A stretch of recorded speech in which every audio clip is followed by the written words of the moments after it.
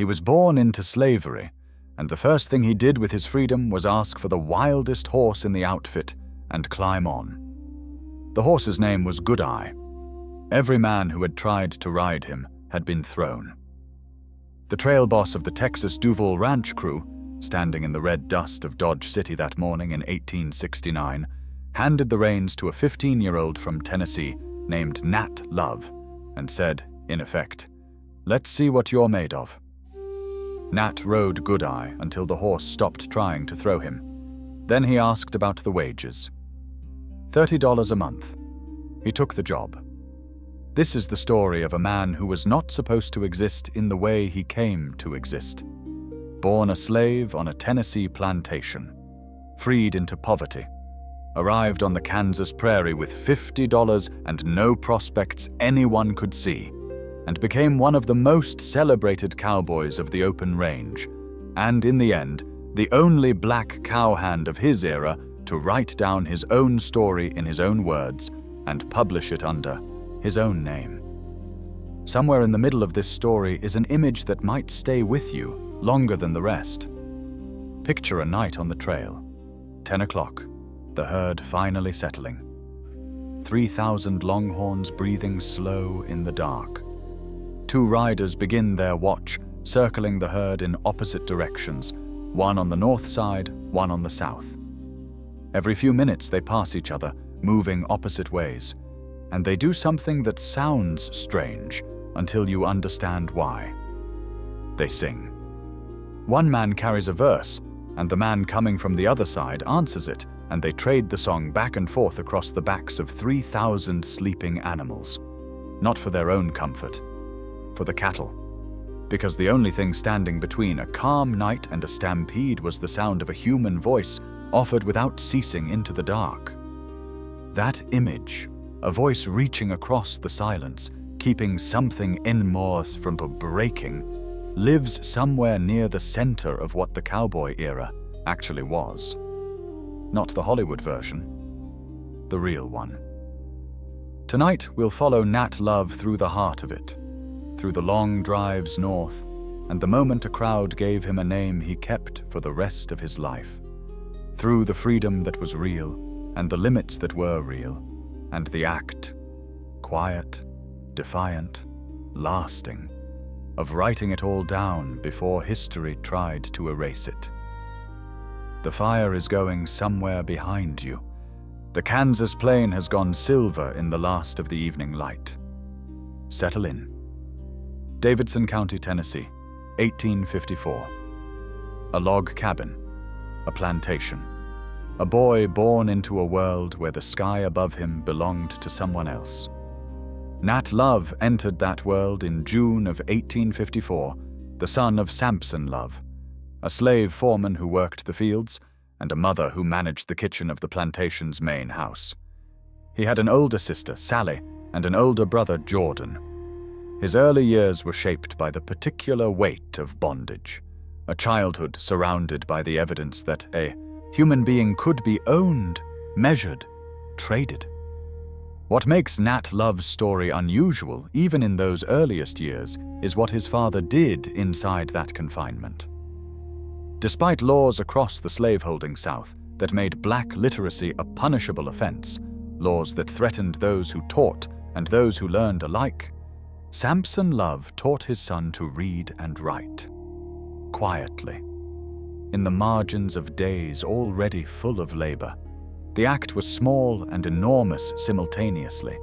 It gave Nat Love something that no deed of ownership, no law, no circumstance could strip away: the ability to put his own experience into language. When the Civil War ended and emancipation came, the Love family stayed on the plantation as sharecroppers. They worked the same ground under a new arrangement that looked different on paper but felt familiar in practice.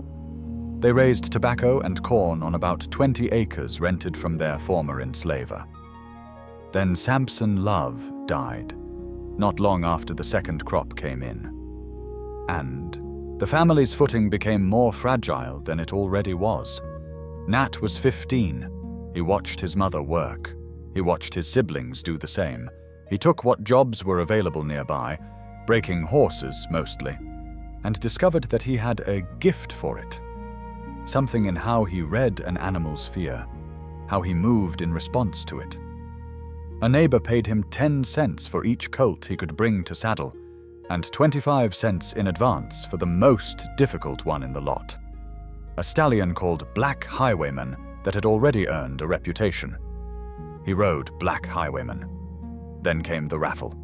He won a horse, sold it back to its owner for $50. Won the same horse in a second raffle, sold it again. He walked home with $100, gave half to his mother, and told her he was going west.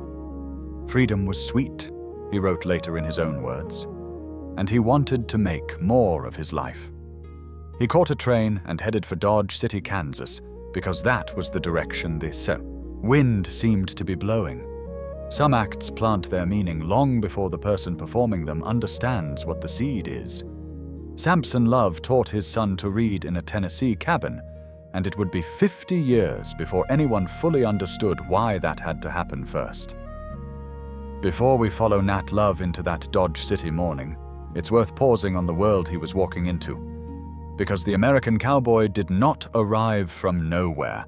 He arrived from somewhere far older, and most of that inheritance has been quietly let go. The men who taught the American West how to handle cattle were Mexican.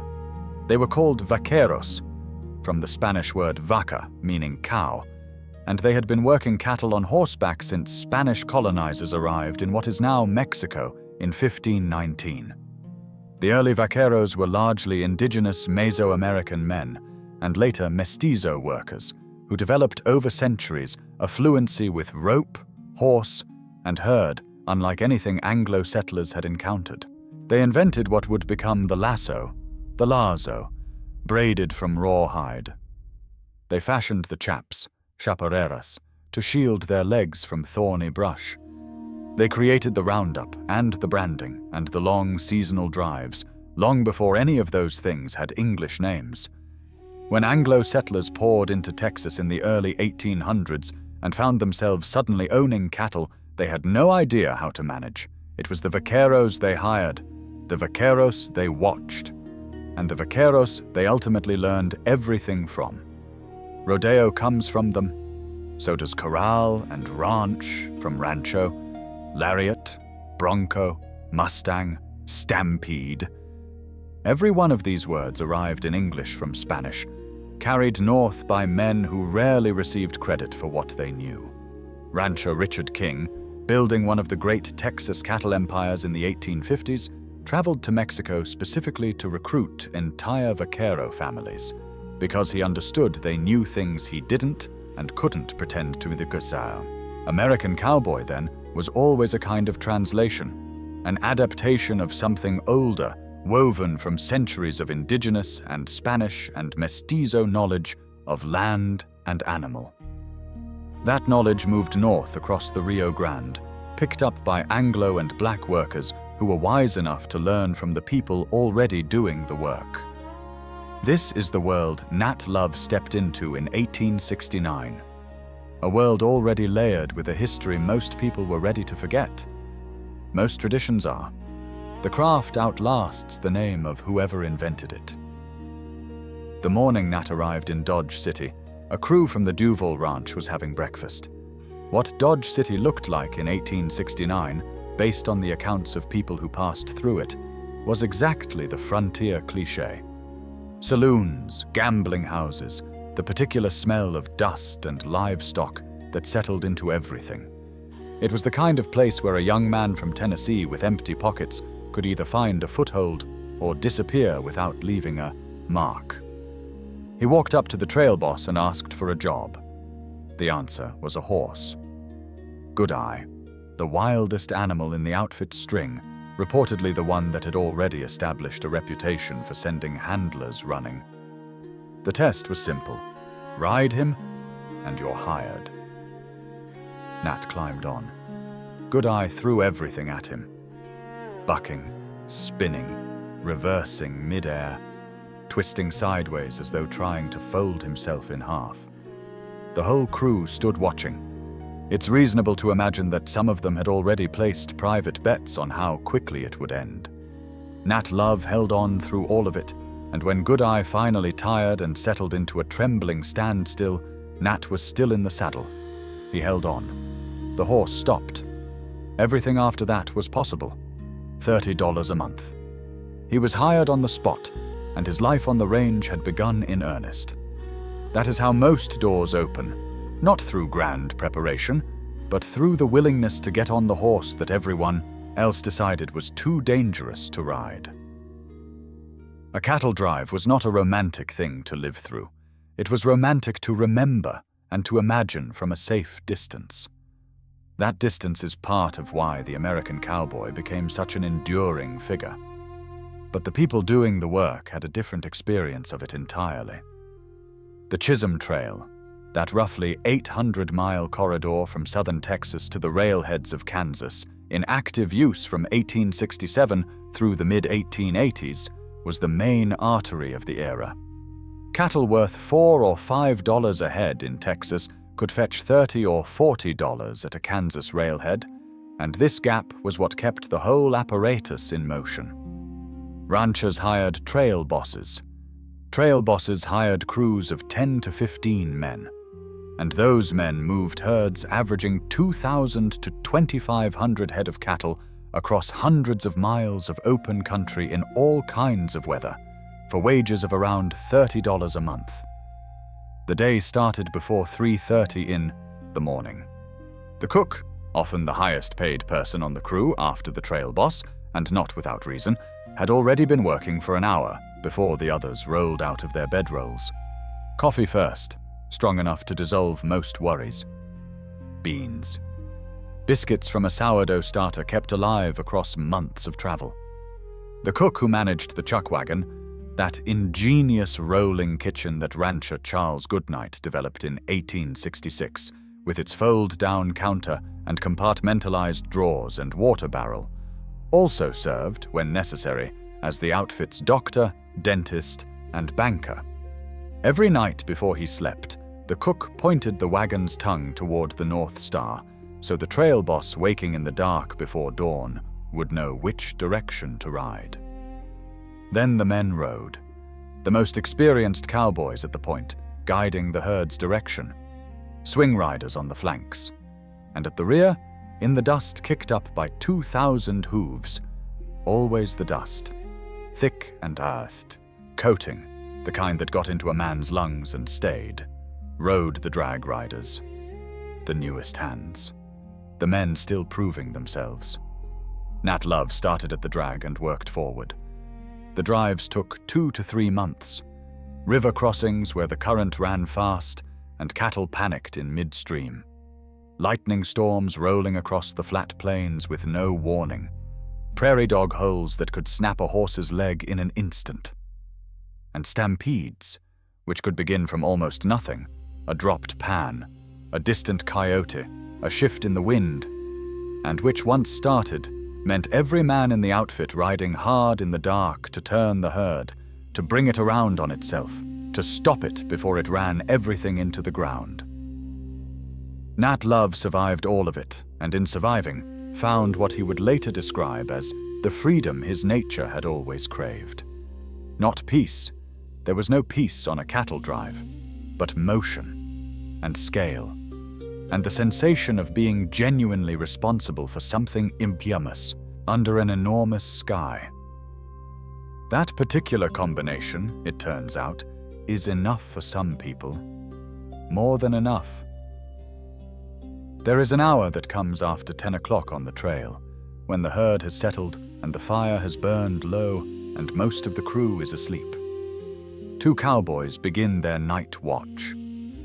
They mount up and move in slow, opposite circles around the edges of the sleeping herd.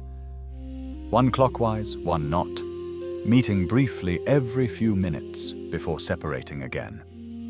And they sing. Not for entertainment, not because the night is pretty, though it often is. They sing because it works, because 3,000 nervous longhorns, easily spooked in the dark by any sudden or unfamiliar sound, will stay calm as long as they can hear a human voice they recognize. Trail bosses documented this across decades. Some of them refused to hire cowboys who couldn't carry a tune because the risk of a nighttime stampede was too real to leave to silence. What they sang were the songs they already knew. Old Scottish and Irish folk melodies, carried west by immigrants who had settled the South and then drifted further still. Hymns, working songs with repeating structures that a tired man could sustain through 2 hours on horseback without losing the thread. The old Chisholm Trail, built on a chorus that never changed and verses a man could adapt to the events of that particular day. Lullabies in whatever language the crew represented, and by the 1870s and 1880s, trail crews were genuinely diverse. Men of English and Spanish and African American heritage riding together in proportions that would surprise most people who have only seen the movies. One man carries a verse on the north side of the herd. His partner answers from the south.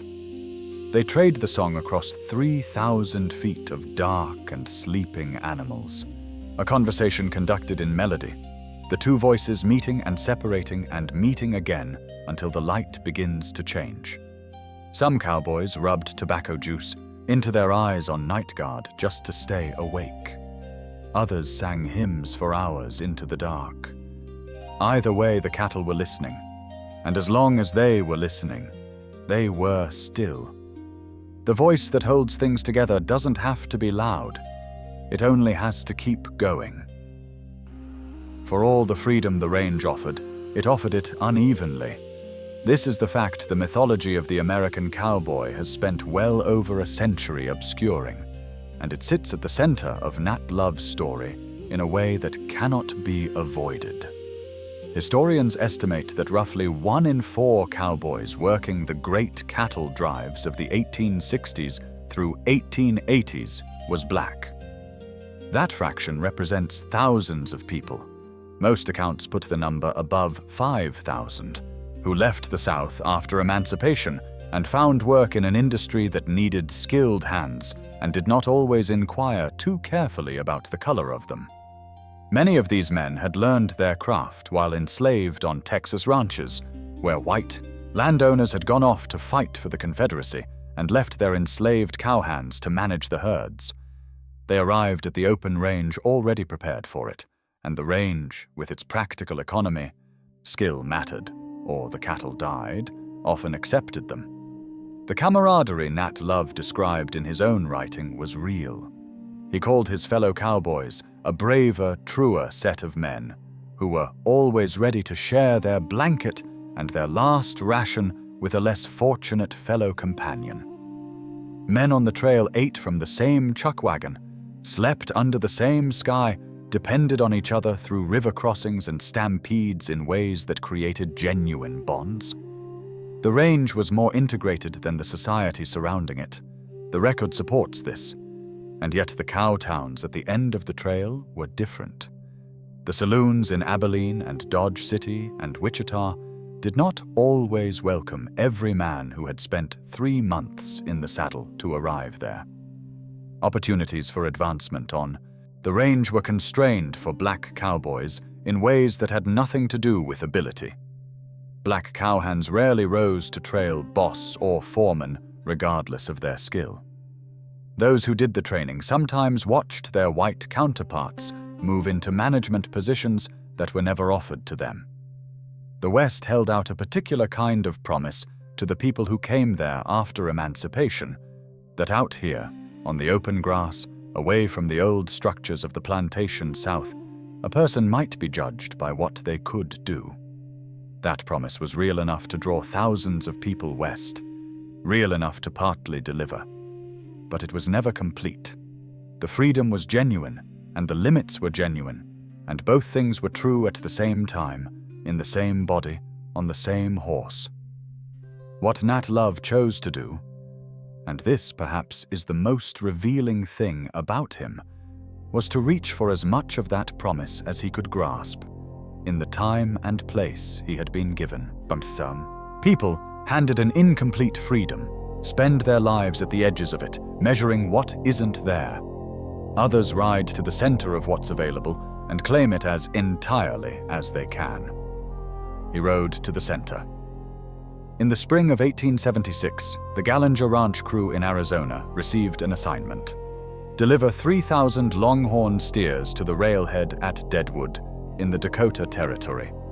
It was a long drive north, and when they arrived on the 3rd of July, the locals were already making preparations for Independence Day. Someone organized a contest. The events were the everyday skills of a working cowboy turned competitive: rope the animal, throw it, tie it, bridle it, saddle it, mount it. Prize money of $200, several months' wages for a working drover. Open to anyone willing to enter. Nat Love entered. The competition included experienced hands from across the region, men who knew these events and what they required. When Nat's turn came, he worked fast. He completed the full sequence. From the moment he stepped into the arena to the moment he sat atop a saddled, bridled horse that had been wild and running minutes before, in 9 minutes. His nearest competitor had taken 13. The crowd gave him a name: Deadwood Dick, borrowed from a popular fictional hero of the dime novel era, a dark and skilled rider of the plains. Nat Love liked the name. He kept it. Now here is the part of the story that reframes everything you've just heard, without diminishing any of it. The Deadwood newspapers of 1876, which covered that 4th of July in considerable detail, make no mention of a cowboy roping contest. Historians Philip Durham and Everett Jones noted this discrepancy in their scholarship on black cowboys. It's possible Nat Love adapted the Deadwood Dick name from his familiarity with the dime novel character, a kind of self-mythologizing entirely in keeping with his personality and the literary conventions of his era. It's possible the contest happened in some form and escaped the record. The memory itself may have reshaped in the 30 years between the event and the 1907 autobiography in which he described it. What cannot be questioned is this: Nat Love was, by the consistent account of people who worked alongside him across 2 decades, an extraordinarily skilled cowboy. His ability with a rope and horse was not invented in a memoir. It was witnessed and confirmed by contemporaries who had no stake in flattering him. The exact shape of the Deadwood moment may have been refined by time and by an audience. The skill it honored was real. Sometimes that is the most honest version of a story. Not the precise facts of a single afternoon, but the truth of 20 years that earned them. The moment, whatever its precise outlines, is still the hinge his whole life swings on. Not triumph, recognition. And the distance between those two things is the width of a crowd deciding to call you by the name of what you already were. The world Nat Love had ridden into was, by the time he reached the height of his reputation, already closing at its edges. In 1874, a farmer named Joseph Glidden in DeKalb, Illinois, patented what he described as an improvement in wire fences. He twisted 2 strands together and crimped short, sharp points into the coil at regular intervals. Barbed wire. The thing cowboys called the Devil's Rope and the Devil's Hat Band, and that Native Americans named with equal accuracy. What had previously required enormous quantities of timber, scarce on the treeless Great Plains, to fence off a stretch of open country could now be accomplished cheaply, quickly, and permanently by almost anyone. Barbed wire production grew from 10,000 pounds in 1874 to 80 million pounds by 1880. By the end of that decade, fences crossed nearly every county in Texas. The open range began to close. Cowboys at night cut the wire with pliers, trying to keep roots to water and grass available. Landowners restrung it. Texas passed laws making fence cutting a criminal offense. Men were killed over barbed wire in the early 1880s, and the violence was rooted in something real: the physical enclosure of a way of life that had briefly partially existed. Then the winter came for it. The winter of 1886 into 1887 is called the Great Die-Up. The summer before had been brutally dry. Grass burned away before autumn. Water sources shrank to mud. The cattle going into that winter were already thin. When the snow began in November and did not stop, when temperatures across the northern plains fell to 40 and 50 degrees below zero, when blizzards drove cattle southward into barbed wire drift fences they could not pass and could not turn away from, the result was catastrophic beyond anything the range had experienced. Dead cattle piled against fences in drifts 400 yards deep. Dead cattle clogged rivers and filled the coulees. When spring came, the stench of decay hung over thousands of square miles, and the losses, hundreds of thousands of animals, destroyed ranches from Montana to Texas, including many run by European investors who had never spent a single night on the plains they'd been speculating on. The open range was over. The era of the great cattle drives, barely 20 years long, from 1867 to the collapse of 1887, was over. The railroad had come to Texas anyway, making the long drives unnecessary. You could load cattle onto a train, the chuck wagon, the night guard, the months-long trek north.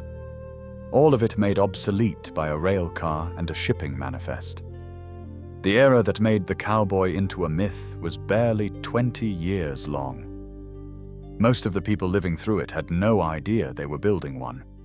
Nat Love left the range in 1890. He had married a woman named Alice Owens in Denver in August of 1888. He became a Pullman sleeping car porter on the Denver and Rio Grande Railroad, riding his old trails now in a different way, in a uniform, in a heated car, watching the same plains move past the window that he had once crossed on horseback, the Chisholm Trail still there in the earth beneath him, running parallel to the tracks. The world had moved on. He moved with it, carrying what the years had given him, which was more than most people ever get. In 1907, Nat Love sat down and wrote his autobiography. He called it The Life and Adventures of Nat Love, better known in the cattle country as Deadwood Dick, by himself. That last phrase, by himself, is the one that carries the most weight across time. In 1907, in America, a formerly enslaved black man publishing his own account of his own extraordinary life was not a small thing. By the assessment of scholars who have studied the period carefully, it was the only full-length autobiography by an African-American cowhand published in that era. The only one. In an industry that had employed thousands of black men, in a popular culture already actively erasing them from the story of the West, Nat Love wrote himself back in. Scholars have debated the book ever since it appeared. Some of his tales are almost certainly embellished. The Deadwood contest, as he describes it, the claim of 14 bullet wounds received across his career, the various famous men he says he rode and drank beside. The book reads, as one historian noted, more like a dime novel than a straightforward memoir. But Nat Love was not unaware of the dime novel. He had been given a name borrowed from one. He understood that the market for stories of the West demanded a certain scale of drama, and he was happy to provide it. Beneath the performance, the skeleton of the book is real. The drives were real. The trails were real. The skill was real. The freedom, partial, complicated, genuinely worth having, was real. And the act of writing it down, of insisting that this life had happened and mattered, and that he would be the one to say so, that was the most defiant and lasting thing Nat Love ever did. He had learned to read in secret by his father's teaching in a Tennessee cabin at a time when the law said those words weren't his to have. He carried that knowledge for 53 years, and then he used it, to put the whole arc of what he'd lived into a form that couldn't be ridden over or fenced out or replaced by someone else's version of events. The open range he had known was gone. The cattle drives were over. The life he had lived was preserved now only in story. But story, it turns out, is a more durable country than any stretch of unfenced grass. It doesn't need to be perfectly accurate to be true in the ways that matter. It needs to be told, and told by the people who were actually there. Nameless once, by law. Not nameless now. Not nameless now. If this story has settled something in you tonight, if the voice that kept 3,000 cattle still has kept something quiet in you as well, I'd gently ask you to like this video and subscribe to Sleepable History. Your support makes it possible to keep telling these stories carefully in the hours when history feels closest. The prairie is still out there, somewhere beneath the highways and the fences. On a clear night, if you get far enough from the city lights, the sky above it looks the same as it did in 1869. The same stars the night guard sang under. The same dark that a human voice, offered without ceasing, was enough to hold at bay. Enormous, patient, still.